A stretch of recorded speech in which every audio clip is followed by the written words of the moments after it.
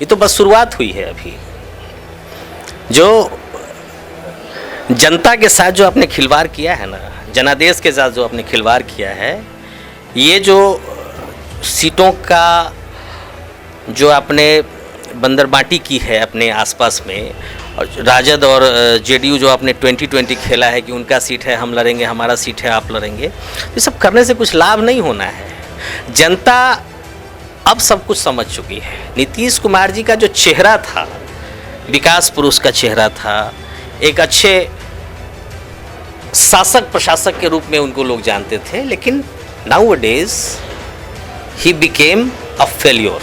बिहार के कुर्नी विधानसभा सीट पर हुए चुनाव को लेकर बीते 8 तारीख को परिणाम आ गया, जिसमें बीजेपी के कैंडिडेट जीत गए।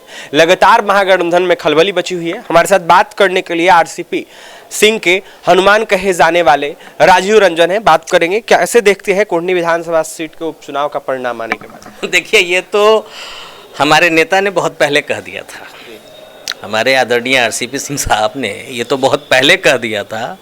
ये तो बस शुरुआत हुई है। अभी जो जनता के साथ जो आपने खिलवाड़ किया है ना, जनादेश के साथ जो आपने खिलवाड़ किया है, ये जो सीटों का जो आपने बंदरबांटी की है अपने आसपास में, और राजद और जेडीयू जो आपने 2020 खेला है कि उनका सीट है हम लड़ेंगे, हमारा सीट है आप लड़ेंगे, ये सब करने से कुछ लाभ नहीं होना है।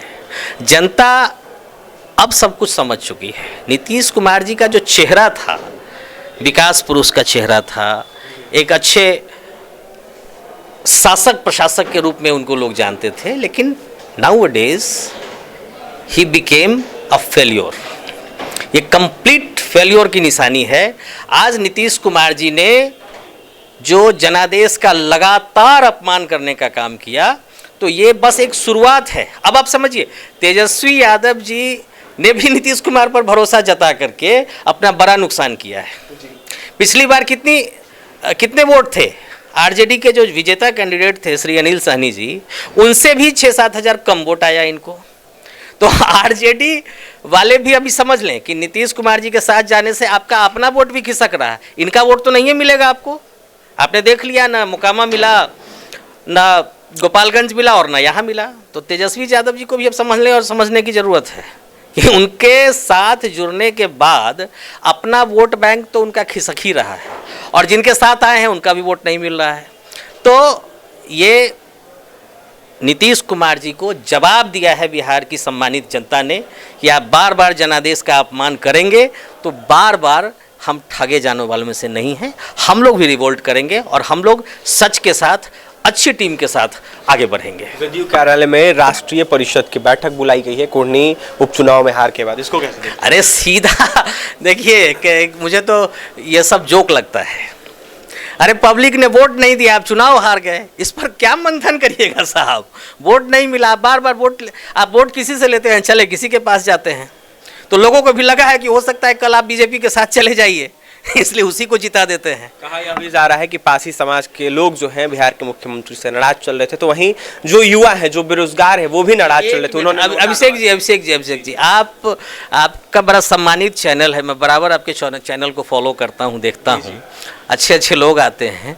आज तक हमको बता दीजिए ना, सिर्फ उनके इर्द गिर्द के लोगों को छोड़कर किसी आम आदमी ने नीतीश कुमार जी की पिछले 3-4 वर्षों में तारीफ की है क्या?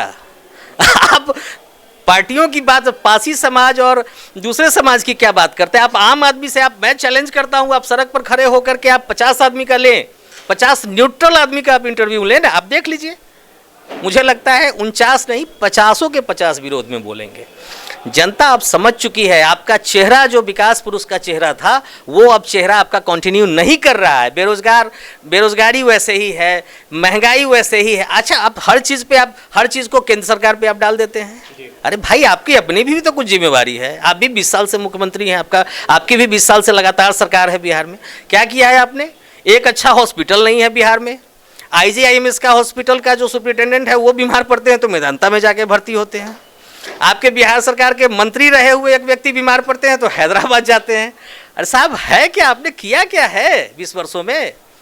चुनावी सभा को जब तमाम महागठबंधन के नेता संबोधित कर रहे थे, वहां पर जो युवा हैं, जो शिक्षक अभ्यर्थी वो प्रदर्शन कर रहे थे, उनको राजद के कार्यकर्ताओं के द्वारा पीटा गया, लेकिन स्टेज पे से कोई नेता नहीं बोले। देखिए, ये तो चाल चरित्र और चेहरा आरजेडी का, ये कोई नई बात थोड़े है। ये उदंडता जो आरजेडी के सिस्टम में है, वो कोई आज कोई नई चीज़ थोड़े है। ये तो जब